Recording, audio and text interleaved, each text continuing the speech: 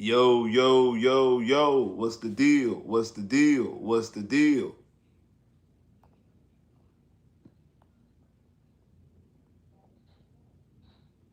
I'm gonna let some of y'all get up in here real quick. I'm gonna let some of y'all get up in here real quick. What's the deal?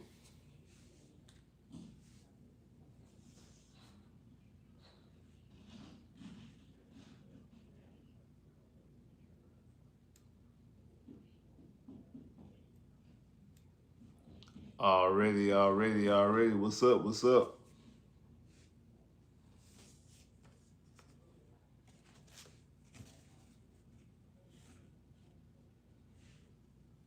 Already, what's the deal? Make sure you hit that like button. I see y'all jumping in here. Make sure you hit that like button now. Make sure you hit that like button. I know it's the bye week. Hey, we in here. I told y'all we still going live. What's the deal? What's the deal? What's good with you? Let some of y'all jump up in here real quick. Make sure you hitting that like button though. Make sure you hitting that like button. We got a lot of stuff to talk about. It ain't just because it's about we don't mean we ain't got nothing to talk about. We still got some stuff to talk about. We definitely still got some stuff to talk about. But make sure you hit that like button. Make sure you hitting that like button. Make sure you hitting that like button.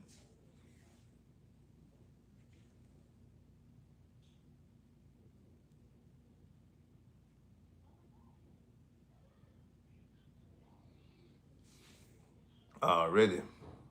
Already. Already.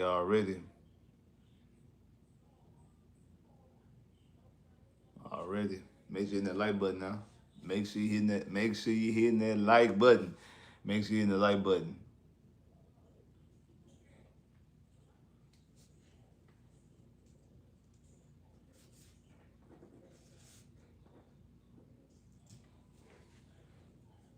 Already.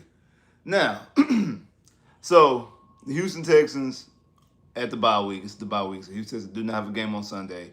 The Texans started off the season 0-3, won the last two games, so won two games in a row. So they enter the bye week on a winning streak after having their best offensive performance throughout the season. And it's not even close.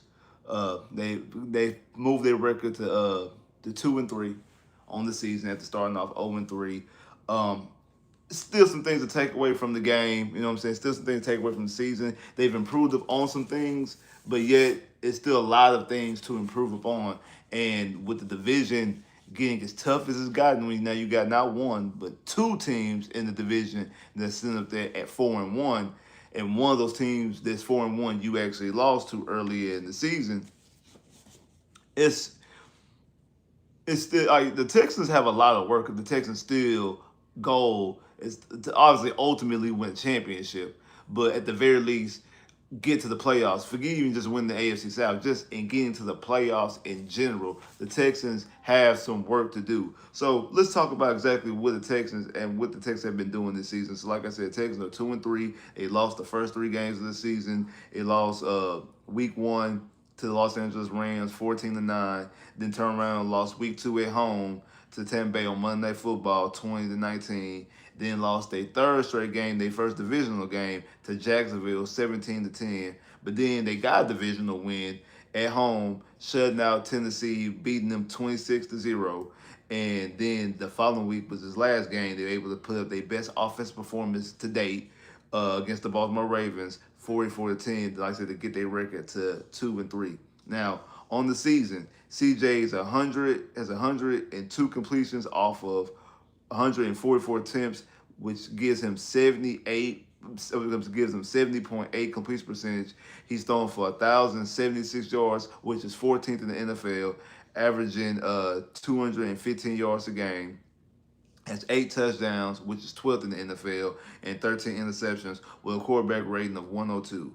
Nick Chubb has carried the football 58 times for 249 yards, averaging 4.3 yards a carry with 2 touchdowns. Woody Marks, he's carried the football 35 times for 137 yards, averaging 3.8 yards a carry, but then he in a touchdown. And then he also added 6 catches for 96 yards with 1 touchdown in the receiving game. Now, Nico Collins, your number one receiver, your best offensive weapon, has 22 catches for 312 yards, which is 19th in the NFL, 3 touchdowns. Dalton Schultz, your second leading receiver, with 21 receptions for 185 yards, hasn't gotten to the end zone yet, no touchdowns. Rookie Jaden Higgins has 9 receptions for 121 yards and 1 touchdown. Xavier Hutchinson has 12 receptions for 110 yards and 2 touchdowns. Got both those touchdowns last week against Baltimore. Then Jalen O, the rookie, has has 5 catches for 22 yards and 1 touchdown. Got his first career touchdown last week as well. On the defensive side, you got the Neil Hunter that has 4 sacks on the season. Will Anderson right behind him with 3 sacks on the season. Jalen Petrie has 3 interceptions. Both Stingley and Kamara Lassiter both have an interception apiece. So we're able to get to the quarterback and we're able to turn the football over. Offensively, let's look at the numbers because, again, like I said, when you look at the last 2 offensive performances against Tennessee and against Baltimore, actually increased what the Texans' offense output looked like, because going into that Tennessee game, the Texans had the worst offense, worst scoring offense, and I think total offense they were like in the bottom, they were in the bottom half of that as well. So right now, the Texans are the 20th scoring offense in the NFL at 21.5 points a game. So again, they went from 32nd, which was the last in the NFL, and those 2 offensive performances against Tennessee and against Baltimore, even though a 26 and a 44-point game, still only got them up to 20th. So they moved up 12 spots. Total offense, they're the 22nd total offense, averaging 314 yards a game. They're the 19th passing offense with 198 yards per game, and they are the 16th running offense with 116 rushing yards a game. Now, defensively is where they're making their mark. Defensively is where they've been doing their where they've been doing what they've been doing. They're able to keep them in a lot of these games, and probably the real reason why this team does able to make an actual run is going to be off the strength of their defense, because they're the number 1 scoring defense. They were the number 1 scoring defense before they played Tennessee, and they obviously playing Tennessee shut them out, and then the following week against Baltimore only allowing 9 points just even increased that just even more. So they're the number 1 scoring defense in the NFL, only averaging 12 points a game. They're the number 3 total defense in the NFL, only allowing 265 yards a game. Pass defense, they're the 5th best pass defense in the NFL with allowing 175 yards a game, and they're the 6th best run defense in the NFL, only allowing 90 yards a game. So again, number 1 scoring defense, number 3 total defense, number 5 passing defense. I'm sorry, number 6. I'm sorry, it's number 6 passing defense. Number 6 passing defense with 175 yards a game, and the number 6 run defense with allowing 90 yards a game. So again, total defense, they're the 3rd best total defense, number 1 scoring defense, 6 in the pass, 6 in the run. Offense is where, again, that's what obviously the struggles are. Like I said, 20th in scoring, 22nd in total yards, 19th in passing, and 15th in running. So obviously that's where the Texans really find that their struggles, obviously offensively. That's something we knew. That's something that we've been watching. It's something that we've been complaining about Nick Caley. We've been complaining about the usage of the offense. So we all know exactly what that is. And again, I think the Texans are relying on their defense. That's why they're in these games, but they're not going to be able to do anything unless this offense actually gets it going.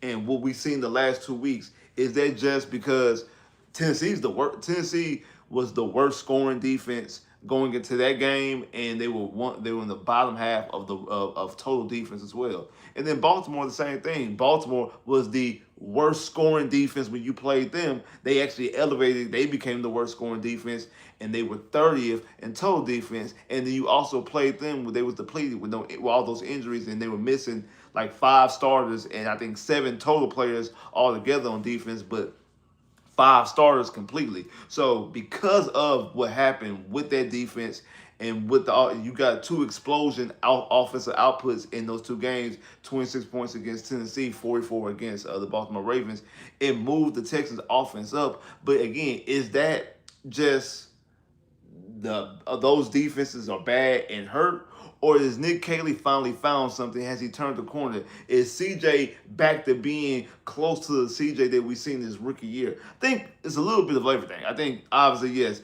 playing against bad defenses help.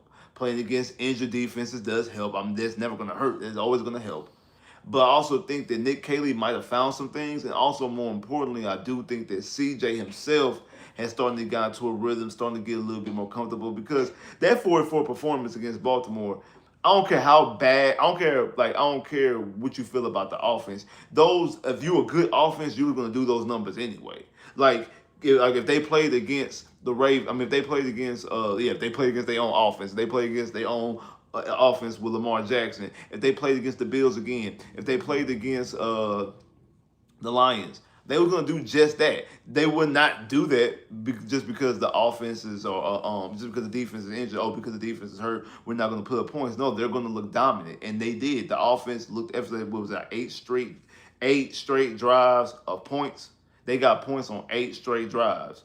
It didn't take them until the middle of the fourth quarter when they put in Davis Mills before they actually got a chance to punt. That's the only time when they did that. That's when they actually decided to punt.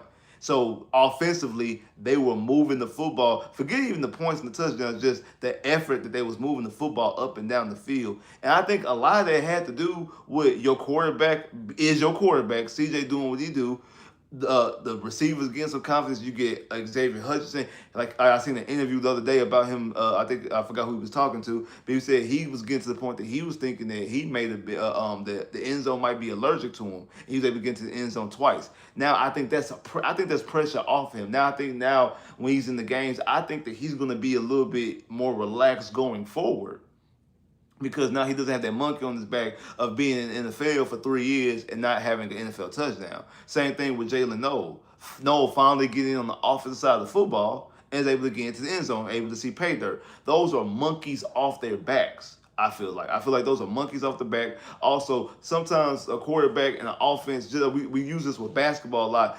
A lot of times hoopers just need to see the ball go in the hoop. When they're in a slump, sometimes they just need to see the ball go in the hoop. And I said this last year on that last game against Tennessee, the last game of the season when the offense was struggling and we were going to the playoffs. We already clinched our playoff spots, and people were wondering if these guys, if CJ and Nico and Mixon, if they were going to play. And I'm like, they should, because CJ's been in the funk for the last 2 games ever since that tank injury and the remaining of that Kansas City game, and then also the entire Baltimore game, that he just needs, sometimes you just need to see like the ball go in. Sometimes you need to see the ball go in the hoop, and I think that they just need to play some good type of football. And you've seen it. They went down there, walked down Tennessee, able to get a touchdown on the opening drive, and that was good. Kind of similar to a preseason effect, trying to just get the juices flowing and able to get into the end zone and actually see some good success. And I think that's what the last 5 quarters were. I feel like that was what the last 5 quarters were. I feel like the last quarter against Tennessee, where like again you were struggling against Tennessee, it was a 6-0 game all the way into the fourth quarter. Then the dam finally broke in the fourth quarter, and you was able to get 3 touchdowns, 2 in the passing game, 1 on the ground by Woody Marks. And then it bled over to this game against Baltimore, and it was just a complete offensive output. And you were just out there from the opening drive. You were just moving, slicing and dicing this defense, just moving up and down the field. Again, am I 100% sold on Nick Caley? No, I'm not. My opinion about Nick Caley specifically has not changed. But I do think that this offense has seen some production and has seen some success within the last 5 quarters. And I do think they finally had some things to build upon. And when the schedule came out, I didn't like this bye week. I didn't like the bye week being week 6. I didn't like that. I like the bye week being, I definitely didn't like the bye week last year being week 14, if I'm not mistaken. I like the bye week to be in the middle of the season. I like the bye week to be, week 8, week 9, week 10, somewhere around there where you can get when you can get 8 games under your belt. You know what I'm saying? So I really like, back in the day, especially when there was a 16-game season, I liked it being week 9, so you had 8 games to play and then you had 8 games left. It was right there, smack dab in the middle. That was my preference. I like that. That was my preference. But now we have the extra game. So hey, if you have it if you have it week 10 now and you play 9 games and you got 8 games left, cool. Or if you play or if you play 8 games, you have 9 games left over. That's cool too. So I like it to be somewhere in that middle because again, you get your legs up under you. Are you able to refresh and take a pause in the middle of the season, just like when you take your lunch break. Most people take their lunch break after you work an 8-hour shift. You take your lunch break in that fifth hour. You go where you work 4 hours, you take a break, you take your lunch, and then you go work another 4 hours. So I like it similar like that.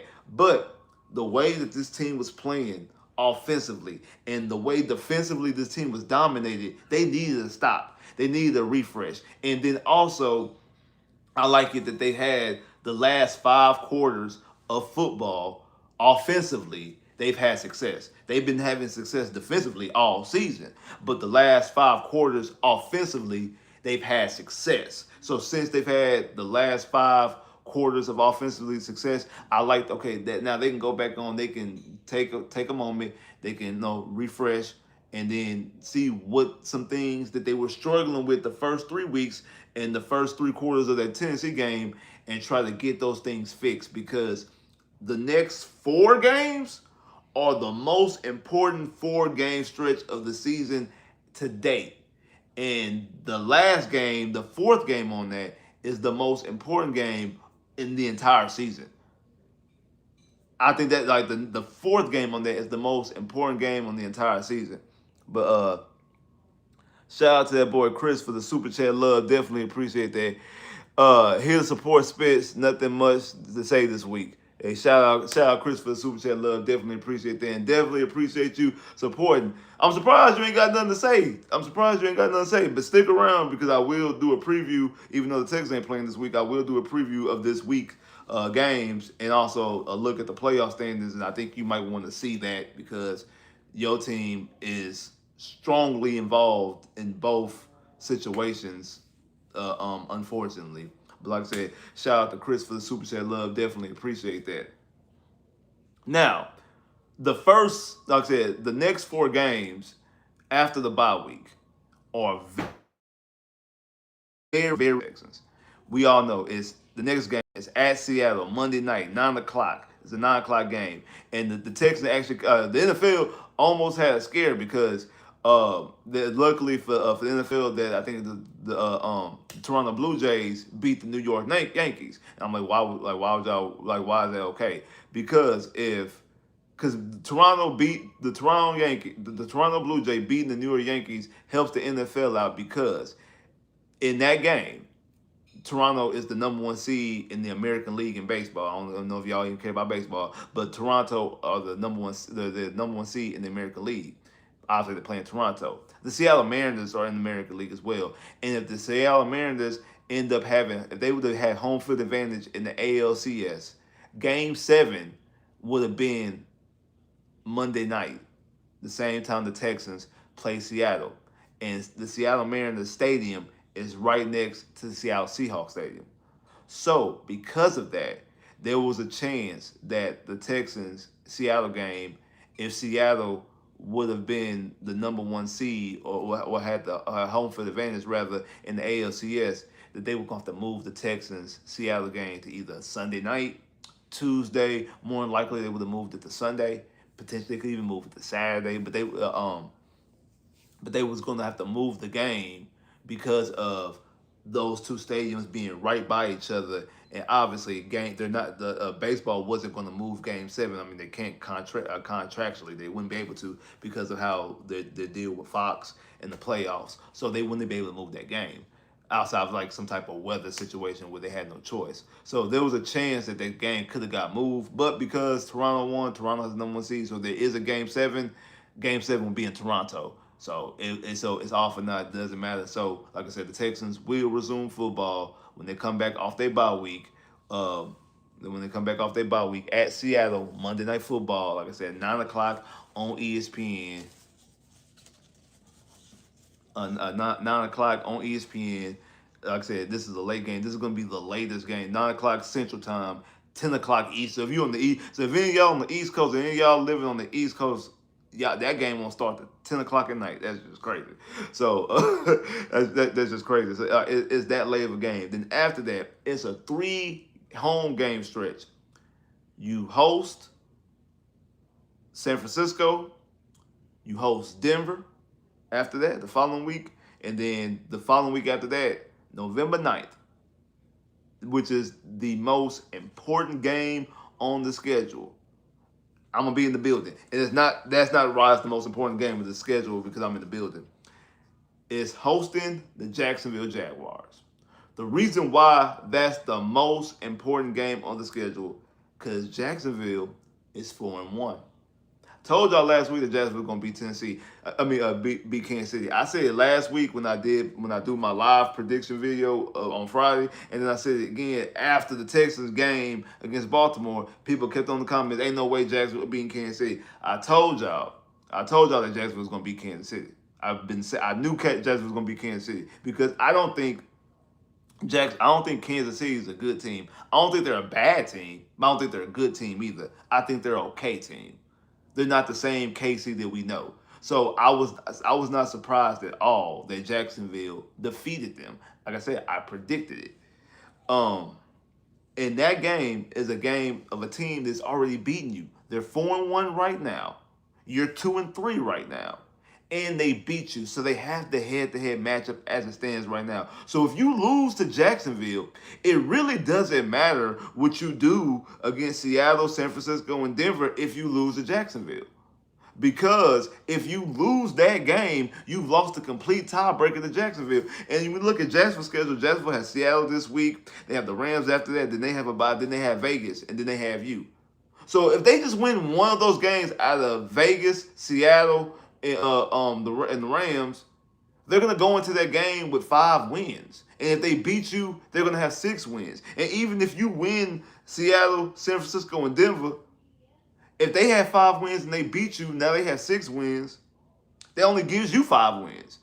So you're a game behind them as far as record wise, and then you're also another game, essentially another game behind them because you don't have the tiebreaker. So you have to have a better record than them. You have to have a better record. You have to have a complete better record than them to even overtake them in the division standings, or just as a small playoff spot. Because hey, you have another team in your division that's 4-1 as well in Indy that has an even easier schedule than Jacksonville does. So really, your hope with them two is that they beat each other up because Indy has a very easy schedule, and Indy's looking like one of the best teams in the NFL. I don't think so, but they're looking like that. So these next 4 games at Seattle, home against San Francisco, home against Denver, and home against Jacksonville are the most important 4-game stretch of the season.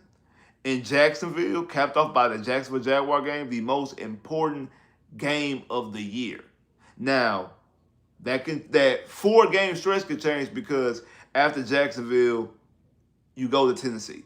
Then after that, you have another stretch of games where you host Buffalo, at Indy, then at Kansas City on Sunday Night Football, and that could be your toughest 3 stretch of games, depending on how Indy's faring. We already know what Buffalo's doing, and if Kansas City can get their stuff together and look like the Kansas City team that most people thought Kansas City was going to be coming into this season. So when you look at all those things completely, I said this, shout out to everybody being in the Discord. I said this in the Discord the other day that the Texans in this 4-game stretch, well, not the 4-game stretch, going into that going to that Jacksonville game, in the 3 games leading up into that Jacksonville game, the Texans have to be at very least 4-4 going to that game, which means they would have to win 2 and they can only afford to lose 1.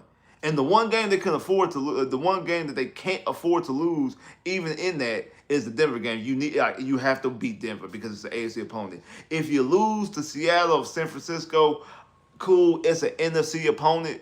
We've talked about this before when it comes to playoff standings. Like one tiebreakers, you don't want to lose a tiebreaker to Denver anyway because you might need that tiebreaker to get into the playoffs. And then also other tiebreakers of teams who you don't play against. You know what I'm saying? Like teams that you might not play against that might end up getting in the playoffs. Say if Cincinnati was in the mix, or New England. New England actually is in the playoffs right now. I think that New England's actually the 6th seed right now. So if like them, like you want to have a better conference record. And then even a team like Jacksonville, because like Jacksonville, you can like since you lost to Jacksonville, you won't be able to get the head-to-head tiebreaker with them. The best you can do is have the same is have the tie with them. So you beat Jacksonville. Now those games are split. So now the next tiebreaker will obviously be division record, and that's like who has the best AFC South division record, and then the tiebreaker after that would be conference. So you can't afford to drop conference games. So the Denver game is a game that you need to win, and like I say, Jacksonville is a non-negotiable. Jacksonville is a game that you have to win. If you don't beat Jacksonville on November 9th, your season, the division, for all intents and purposes, is gone. You're not winning the AFC South. Not with two teams in the division having the type of records that they have, and then one of those teams will have swept you, so they have the complete tiebreaker against you. So that's kind of different. You know what I'm saying? So that because again, you see what happened to Jacksonville. Jacksonville was leading the division, not the whole season, but for a good stretch of the season in 2023. And losing some divisional games cost them not only the division, but cost them the playoffs. And so what the Texans need to do, they have to go out there, they have to beat Jacksonville. That's a non-negotiable. Seattle, again, bye week, going all the way to the West Coast at 9 o'clock at night, having that game. Seattle has a tough matchup this week against Jacksonville because there's a chance that they could possibly lose to Jacksonville. We're going to talk about that in a minute, though. But again, Seattle has a very good defense. I know that they didn't really look all they got. I think they were the fifth best defense going into that Tampa Bay game. I think Tampa Bay is the second best team in the NFC behind Detroit. I think Detroit's the best team in the NFC. I think Tampa Bay, in my opinion, is the second best team in the NFC. But so I can see, especially what they can do offensively. So I think that like that team was able to get them, but I do think that you might have got some things going the last couple weeks. You know what I'm saying? The last couple quarters, like I said, the last 5 quarters of the season with Tennessee and Baltimore, you may be able to get some things going in that aspect that you might be able to catch them slipping a little bit. San Francisco's a little bit tricky because you're going up against a defense that CJ in his young career has struggled with. Like CJ has struggled against Robert Sala's defense. One, the year he coached them in his rookie year in 2023 when he went up against the Jets. And then last year, even though Salah was gone, that was still their defense. It was still that caliber of defense, those same players, that same defensive scheme, they're running those same things. So a defense that gives CJ fits. And remember how Eberflus used to have Deshaun Watson so flustered. No matter what type of season Deshaun Watson was having, even in 2020 when he led the league in passing and was like 5 in passing touchdowns and was second in quarterback rating and third in completion percentage. The great season that Deshaun Watson was having in 2020 individually, offensively. The 2 games that we played against the Indianapolis Colts and we had to go up against Eberflus defense. Eberflus defense frustrated Deshaun Watson. Same thing, remember the year before, after starting off 0-3 in the 9-game winning streak. You know who ended that winning streak? Indy. Then in the playoffs, who defeated the Houston Texans? Indy, under Eberflus's defense. 2019, same thing. Like, the Eberflus defense would fluster Deshaun Watson. So sometimes some coaches just know how to coach against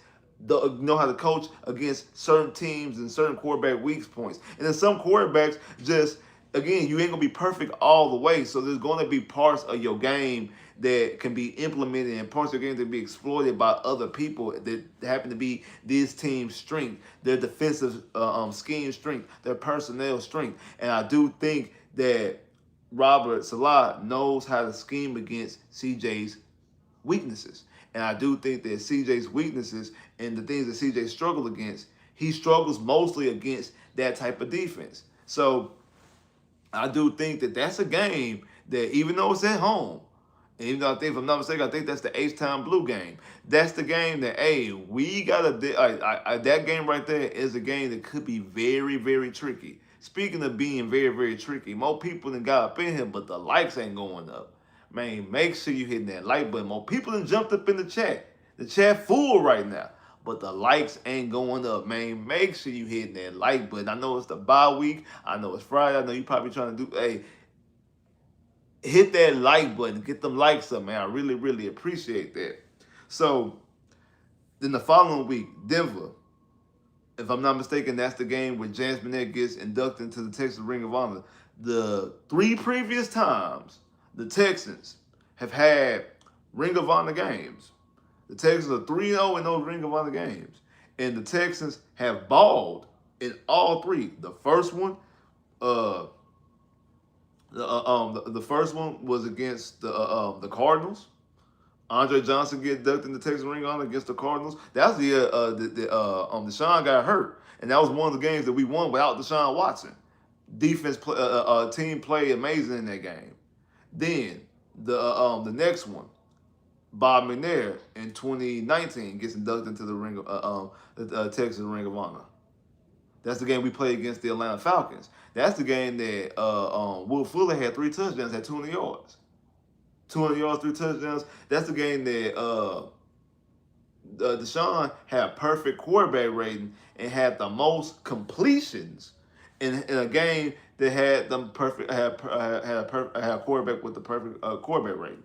And then the last time was JJ back in 2023, CJ's rookie year. We played against Pittsburgh, and that was really the game where like I know the game that people that really started to notice CJ obviously was their game against Tampa, but their game against Pittsburgh, we was out there whooping Pittsburgh. That was the game that I think like we end up getting back to 500 because we was 1-2 going into that game. We won that game to get back to 500 to be 2-2, and that's the game that the Texans offense looked good, and we was able to put it on. Again, we was able to beat Jacksonville by 20 points the week before, but doing it against Pittsburgh, that type of franchise, that story franchise, it looked different. So normally against a Ring of Honor opponent, the Texans come to play, and the whole stadium is happy, everybody's happy, and so hopefully they'll be able to do the same thing with James again. Denver is a very good defense at Patrick Surtain, one of, if not the best cornerback in the game. I think it's Darius Stingley, but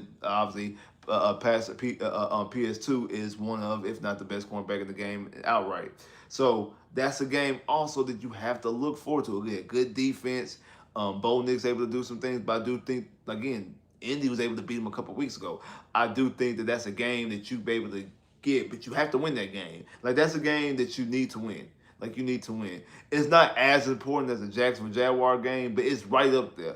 The Denver game and the Jazz game technically are more important than San Francisco and Seattle. That don't mean you can drop San Francisco and Seattle and everything all good, because if you drop both those games, even if you beat Denver, that means you go into that game 3-5.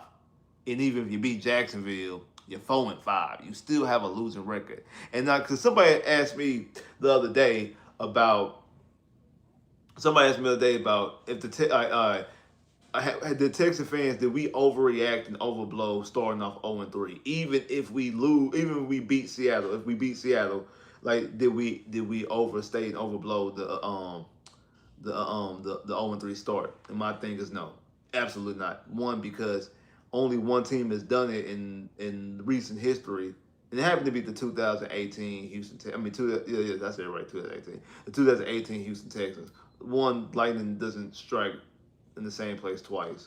Two, you put yourself behind the 8 ball, because that team, like I said earlier this year when I was talking about it, that team didn't have in their division, even though we ended up seeing it ended to the playoffs later on that season, but it didn't have at that time 2 4-win teams. Both Indy and Jacksonville being 4-1, and you losing to Jacksonville is your 0-3 start, makes this a little bit different. Also, you have to win 9 straight games to make the playoffs.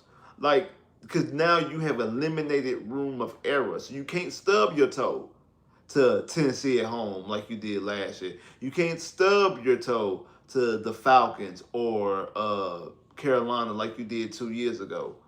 CJ's rookie year. Like, you can't stub your toe. So when we play against Arizona later on this year, and when we play against Vegas later on this year, you can't stub your toe. You can't you can't stub your toe. So that's the reason why it was never overblown, because you have forfeited the right to stub your toe. You have to be basically perfect, especially in the games that you're supposed to win from here on out. So You have to go out there. So you could beat Seattle and be 3-3, and then lose to Denver and lose to Jacksonville. Now yo, you can beat Seattle, beat San Francisco, and you 4-3. Cool. Then you lose to Denver, you lose to Jacksonville. Now Jacksonville swept you, and now you 4-5. Like that, that's why, that's why those things are important. That's why those things are important. So again, worst worst case scenario, the Texans have to be at least 4-4 going into that Jags game. They have to beat, so which means Seattle, San Francisco, Denver. They have to go at least 2-1. That's the worst case scenario going. Because if they lose 2 games and go into that Jags game, 3-5. Even if they beat Jacksonville, that only makes them 4-5. It doesn't help them none. And then vice versa. They can win those two. They can win all 3 of them games. They can win them 3 games and go into they 5-3. They lose to Jacksonville, even though they'll be 5-4, and they still have Tennessee the following week to be able. 4-5. I'm sorry. I said right 5-4. It'd be 5-4, and they'd be able to play Tennessee the next week to go up to 6-4, and then after that they have, after that Tennessee game, they have Buffalo, Indy, and Kansas City to end up being right back at 500 or below 500 again. And again, that's why I'm saying that starting off that 0-3, you can't afford to stub your toe. Once you start off 0-3, you can't afford to stub your toe. You don't get that luxury anymore.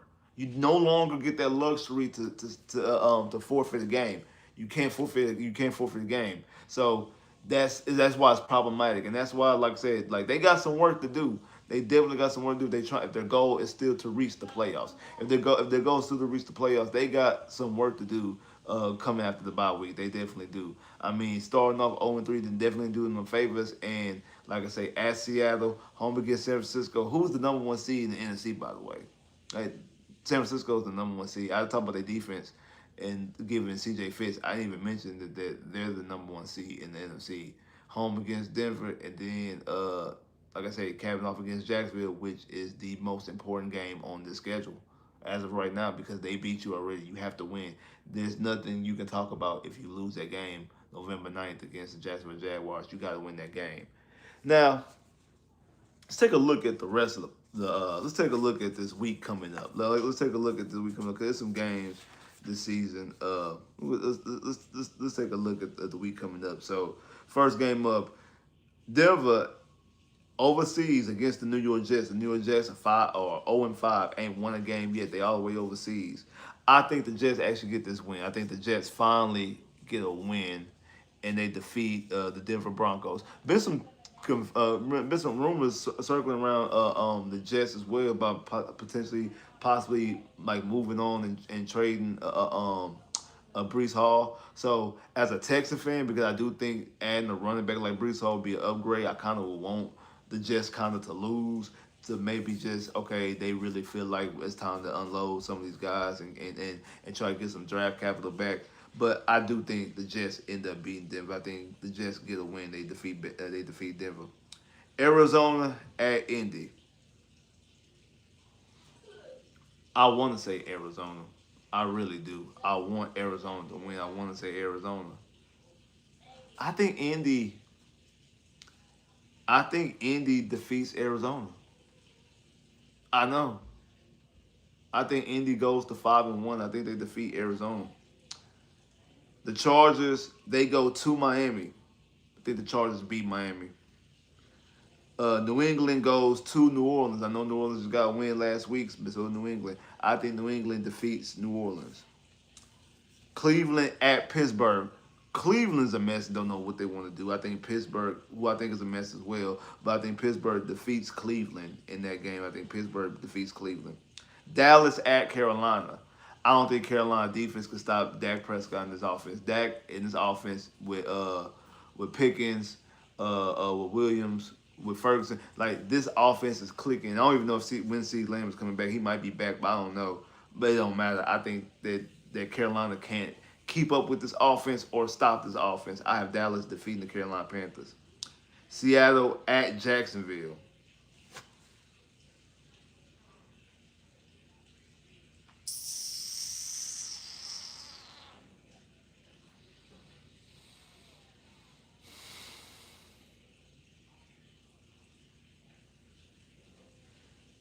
I think Jacksonville beat Seattle, y'all. I think both Indy and Jacksonville go to 5-1. I think Jacksonville defeats Seattle. I think losing Tampa Bay at home and the way they lost, then flying all the way to the East Coast, the Florida, their legs not gonna be up under them, and I think Jacksonville is gonna be able to come out with a win. The Rams at Baltimore. Again, Cooper Rush playing. I think the Rams defeat Baltimore. Tennessee at Vegas. I think Vegas finally gets another win, and Vegas defeats Tennessee. Cincinnati at Green Bay. I don't think that Flacco's playing this week just yet, so I think it's still going to be Brownie. So even if Flacco's playing, I'll probably still take Green Bay. I think Green Bay is defeating Cincinnati. San Francisco at Tampa Bay. Now, this is the number one seed in the NFL. Number one seed in the NFC, San Francisco. And who I think is one of the best teams in the NFC, Tampa. I have Tampa defeating the 49ers because I think that San Francisco is one of, if not the best. And I think that actually catapults Tampa to be the number one seed. This is pretty much the battle for the number one seed as early on the season. And this is a game that, again, tiebreaker's going to be mattering. I think Tampa defeats San Francisco. Sunday Night Football. Detroit at KC. KC just lost on Monday night. Detroit has one of, if not the best offense in the NFL. KC defense has been playing well for the last couple of years, but not really this season because teams have been able to move the football on them, and then offensively, Patrick Mahomes offensively really ain't been doing nothing. Because Jacksonville, like truth be told, if you go back and watch that game, Jacksonville from start to finish was able to move the football on the Kansas City Chiefs. In Denver, not Denver, but Detroit has a way better offense. I have Detroit beating KC on Sunday Night Football. Monday Night Football, doubleheader. Buffalo at Atlanta.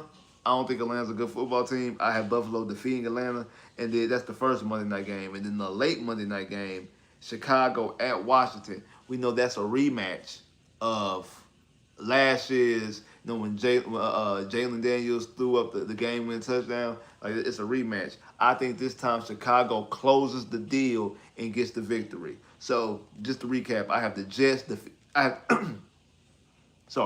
have the Jets defeating Denver overseas. I have Indy defeating Arizona. I have the Chargers defeating Miami. I have New England defeating New Orleans. I have Pittsburgh beating Cleveland. I have Dallas defeating Carolina. I have the Jags defeating Seattle. I have the Rams defeating Baltimore. I have the Raiders defeating Tennessee. I got Green Bay beating Cincy.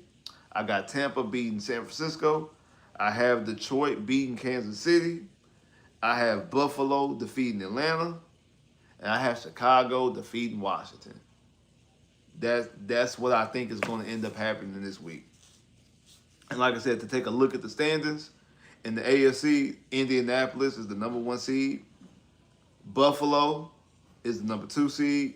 Pittsburgh is number 3 seed. The Chargers are the number 4 seed. First wildcard team is Jacksonville. Second wildcard team is New England. Last wildcard team is Denver. On the NFC side, San Francisco has the number 1 seed. Number 2 seed is Tampa. Number 3 is Detroit. Number 4 is Philly. First wildcard team is Green Bay. Next wildcard team is Minnesota. Minnesota. And then the last wildcard team is Seattle. So, as of right now, if the playoffs will start, Denver will go to Buffalo. New England will go to Pittsburgh. Jags will go to the Chargers. That's that's at the playoff start right now. KC and Baltimore and the Texans, who everybody thought were going to be like three of the four teams in the AFC, as of right now, currently are not in the playoffs. And actually, Cincy's above the Texans. They could both the Texans and Cincy and Kansas City all have the same record. Uh, uh, Cincy has a better conference, has a better divisional record because they're 1-0 in the division, while the Texans are 1-1 in the division, and the Texans have a better conference record over Kansas City. And on the NFC side, like I said, San Francisco, number one seed, they have a bye week. So Seattle will go to Tampa. So it will be a rematch of what we just seen last week. Minnesota will go to Detroit. Green Bay will go to Philly if the playoffs will start this week. That's is what the current playoff standings are. And like I said, like Indy and Jacksonville, both of those teams are sitting firm. I mean, Indy is sitting like with the Catbird seed right now, having the number one seed in the AFC. San Francisco, who the Texans face in a couple weeks, have number one seed in the NFC. They played against Tampa, who had the number who currently has the number three seed right now. So those things are very, what's the word I want to look for? Very interesting. And that's the reason why that 0-3 start was crucial. It was crucial because you got two teams, and again, the way I see it, I think Indy beats Arizona, and I think shockingly Jacksonville defeats Seattle, and both these teams go five. Both these teams right now will be sitting at 5-1, and like I said, you face Jacksonville within a month, November 9th. Then Jacksonville don't really have to do too much before they face you, and you gotta do a lot. Like I said, you have to at least, at the very least, go 2-1 in that stretch. You at the very least go 2-1 in that stretch to before you face Jacksonville. You have to go into that Jacksonville game at the very least 4-4, and that's not a good scenario. You will want to be you want to win all three of those games, and you want to go in that game 5-3, ideally. But you have to at the very least go in 4-4. If you go in if you go in 3-4, or I mean 3-5, or you go in 2-6, it's a wrap. It's a done data. It's a wrap. Shout out that boy Chris for the super chat love. Definitely appreciate that. Let's go. I'm not gonna say the rest. Y'all can read it. I'm not gonna say the rest. Shout out Chris for the super. Shout out Chris for the super chat love. Definitely appreciate that. I'm not gonna say that. I'm not gonna say that. I'm not gonna say go to that team. No, absolutely no. Yeah, that team needs to go and lose a couple of games. I need that team to go lose a couple of games before we go to Indy. And is it late November or early December when we play Indy? I know it's in between the game. I know it's because I don't like the placement. It's sandwiched in between the Bills game and the KC game. You have the Bills game. You host the Bills game Thursday night in Houston. It's a Thursday night game. Then you go to Indy, and then the following game is at Kansas City on Sunday Night Football. I don't like that. Any news on Joe Mixon? As of right now, no. Still no news on them. I'm gonna be honest with y'all. I think it's very similar to what you call it last year. I don't think we see Joe Mixon this year, and if we do, it's gonna be very, very like few, very like late in the season. I don't expect to see Joe Mixon, and I think that's the reason why they went out there and signed Nick Chubb. And I feel like that's the reason why, because there was no rumblings prior to Joe Mixon's injury prior to us signing Nick Chubb that we're going to sign Nick Chubb. There was no rumor, nothing attaching the Texans to Nick Chubb. None throughout, none throughout the spring, the training, none throughout the spring, none throughout the off season, none throughout the draft. Because I feel like if that was the case, the Texans did themselves a disservice by not drafting a running back sooner before they drafted Woody Marks. They probably could. They probably should have drafted Jenkins from Ohio State, which I know some people actually had the Texans rumored to draft him. So they probably should have drafted a running back in the second round instead of some of the other draft picks that they made. I mean, I mean, you you moved back for a reason out of the first round. You could acquire some more picks. You could have moved back up and got you could have moved back up and got some other draft picks if that was the case. So I think that they had every plan and intention on Joe Mixon playing, and then remember Joe Mixon got hurt off it was non-football injury. He didn't get hurt at football. He didn't get hurt with the football. It was a non-football injury. And then during was it OTAs is when it was reported about him being in the walking boot. So I think then that's when they decide okay they need to go out there and go out there and go get Nick Chubb because Nick Chubb was available. So I do think that it was a good contingency plan. Luckily for the Texans, Nick Chubb was available and they was able to get him. And again, we seen some little small doses. He had both his touchdowns.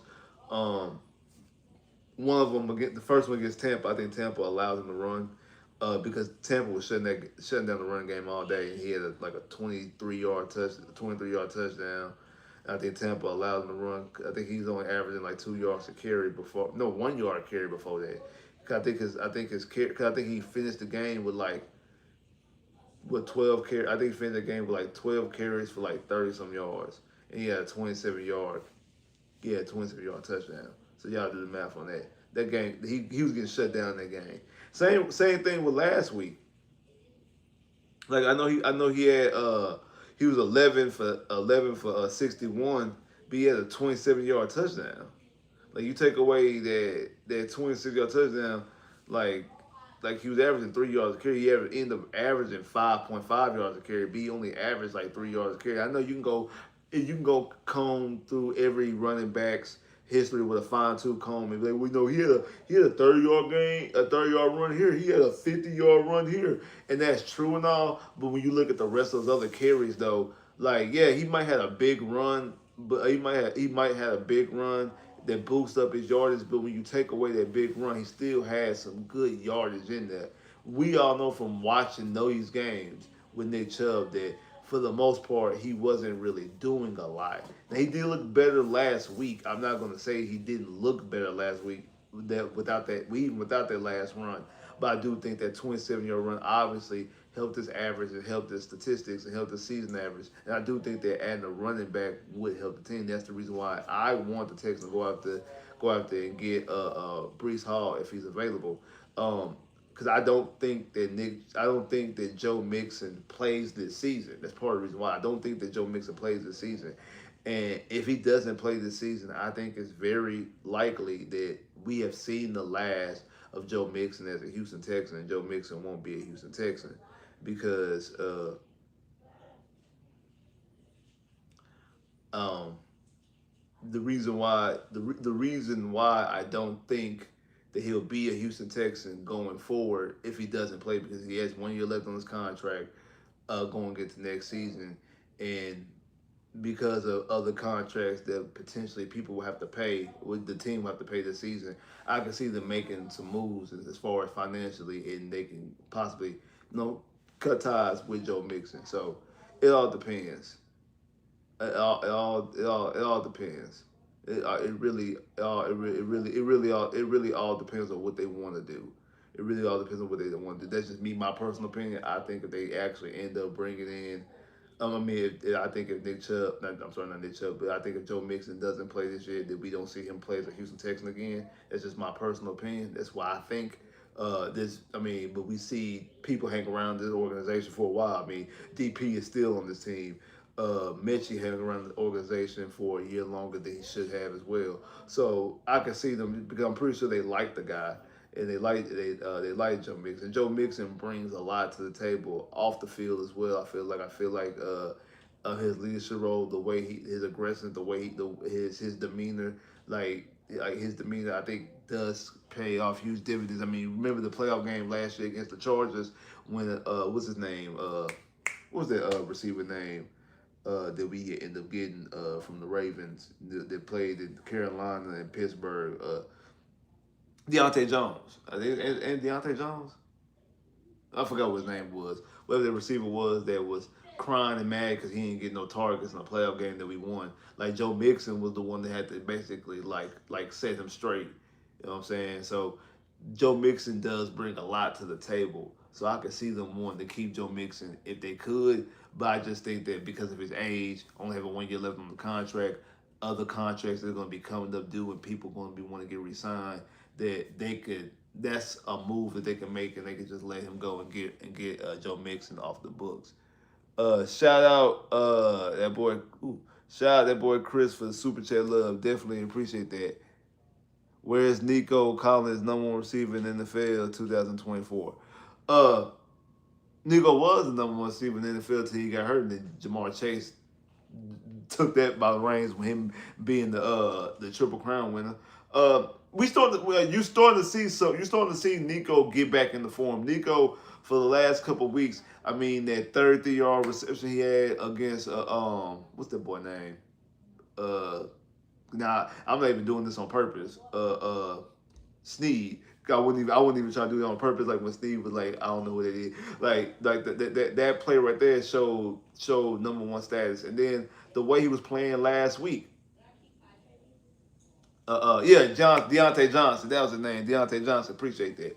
Uh, yeah, like the way he was playing, the way he was playing last week in the small sample size, we just ain't need him. And also the coverages he was getting allow Higgins, allow Noel, allow Hutch, allow Dalton Schultz. Because Dalton Schultz had a quad 60-yard game, like how he had 60 yards. It was crazy. Like like how he had 60 yards. When I did the statistics after the game, I'm like, hey, Dalton Schultz had 60 yards. I don't remember him having 60 yards. But like that's just the attention that Nico Collins gains. And I was upset with Nico after that Jazz game because he fumbled and then also he like on that last drive he was off the field for a lot messing with his wrist. He was, I mean, yeah, on the sideline. Like I was more so angry because him always being hurt and also him having that fumble. But Nico Collins is the Texans' best offensive player. He's the best player on the offense. He's not the best player. The best player on the team is, my personal opinion, I think the best player on the team is Stingley. You can make the case that it's Daniil or Will. I think it's Stingley, but you can make the case for Daniil or Will because Stingley's the only player that is legitimately, not just last year withstanding because he had a good year, just legitimately one or two at his position. He's either the number one or the number two cornerback in the NFL. Like neither Daniil or Will the number one or number two pass rusher. Even though I might have said Nico was the number one receiver, I know Jamar Chase, Jettas are better receivers than Nico Collins. But I do think that Nico Collins definitely is top five. I do think he is a top five receiver, and yeah, he's getting back in the form. He's getting back in the form. But shout out Chris for the super chat love. Definitely appreciate that.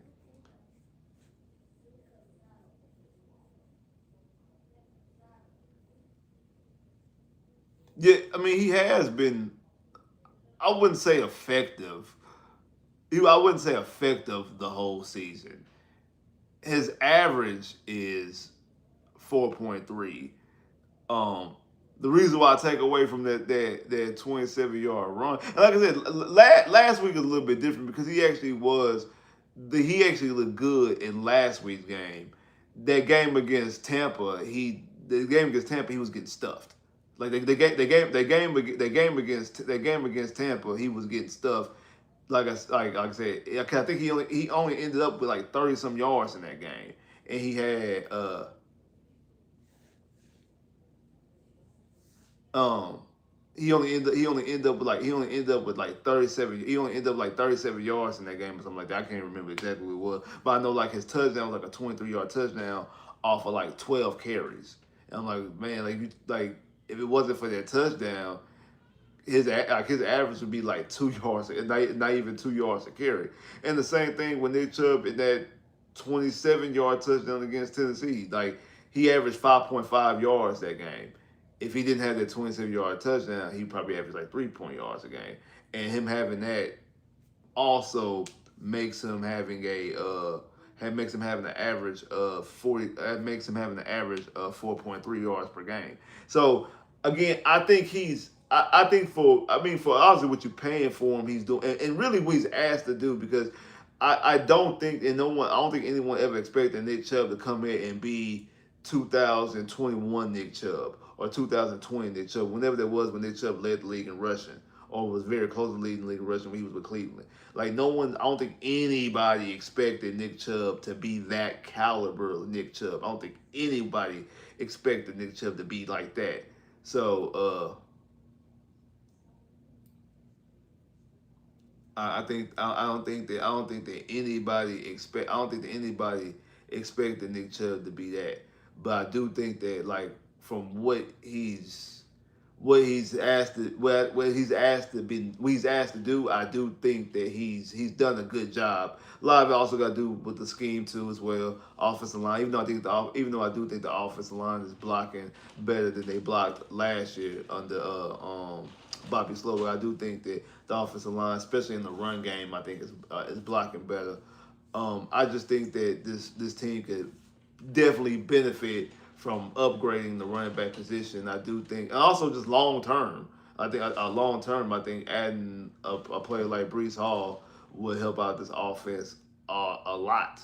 I think adding Brees Hall would make this offense even more effective, especially with him able to use. You can utilize him in the passing game as well. So that's two running backs. You got him and Willie Marks. So those are two different guys that on the field you could utilize them in the passing game. So it's not like, oh, Willie Marks in the game, they're probably gonna pass. Oh, Nick Chubb in the game, they're gonna run the football, they're not gonna pass. With Brees Hall, Nick Chubb in the game, they can run or they can pass. With Marks in the game, they can run, they can pass, they can do whatever. Like it it the offense doesn't miss a beat as far as what you want to do, as far as the scheme, as far as the play calling.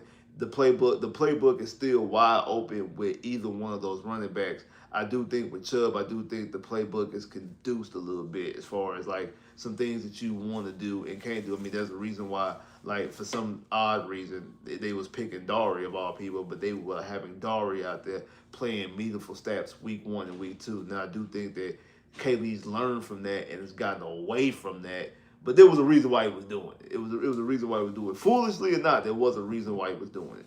There was a reason why he was doing it. But man, shout out to everybody that came out here, man. Appreciate y'all coming down here on this bye week, checking out the live on the bye week. Definitely appreciate that, man. If you ain't hit the like button already, make sure to hit the like button. Make sure you hit the like button. If you ain't hit the like button right now, make sure you hit the like button. If you ain't hit the like button, hit the like button. Give it some time. Hit the like button.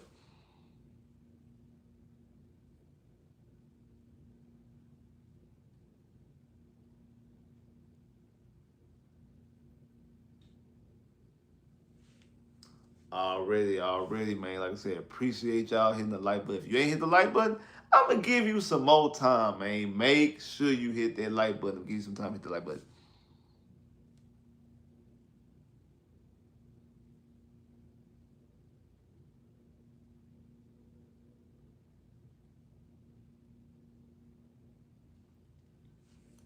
Already. Definitely appreciate that. Like I said, appreciate all y'all coming through here, chilling with me on this Friday bye week.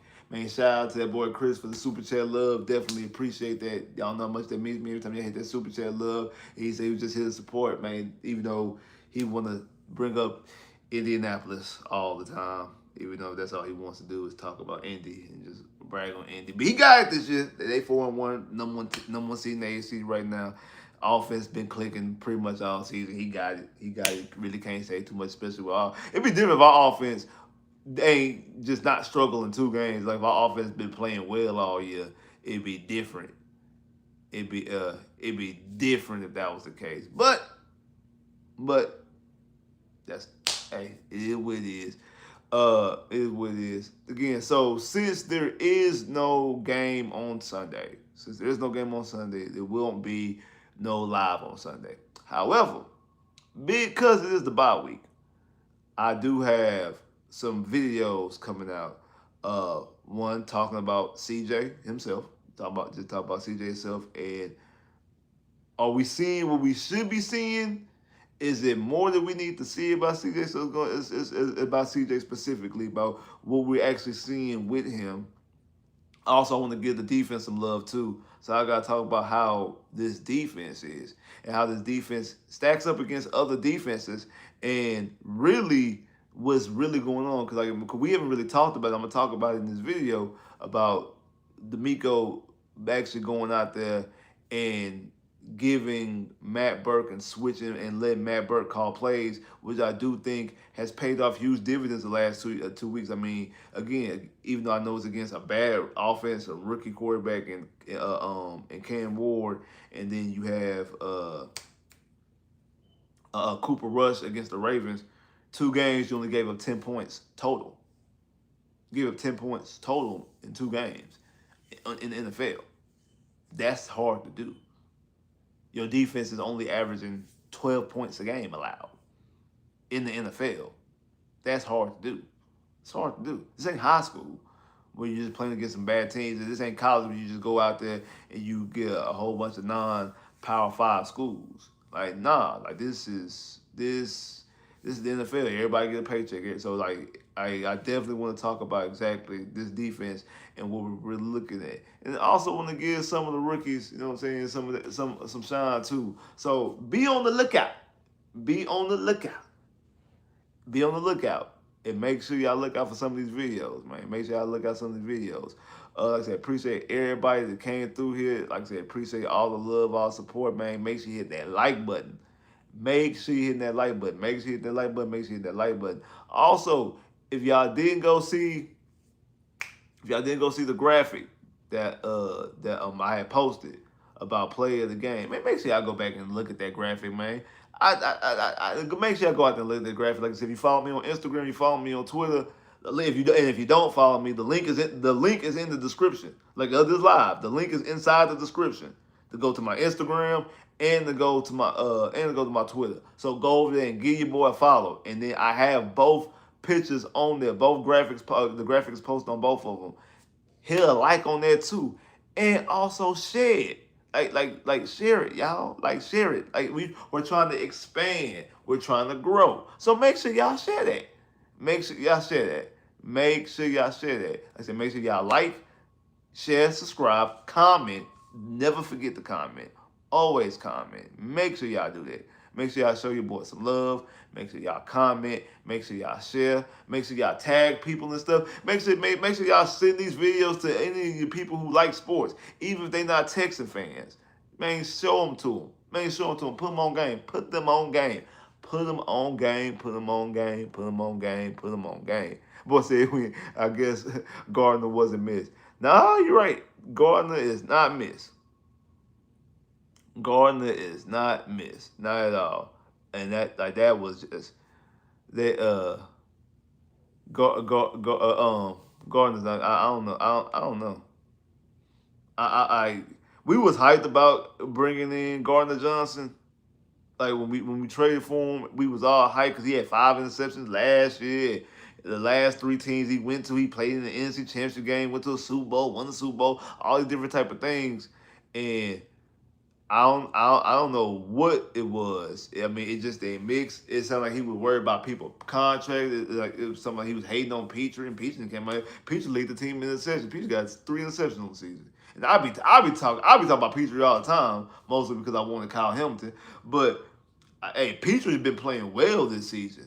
Petrie looks like a different Petrie. He looks better than he looked his rookie year, and then the 2 previous years with D'Amico. This is the best, in my opinion. This is the best that Jalen Petrie's ever looked, in my personal opinion. In mine, I don't know about y'all, but in my personal opinion, this is the best Jalen Petrie's ever looked. So it is what it is.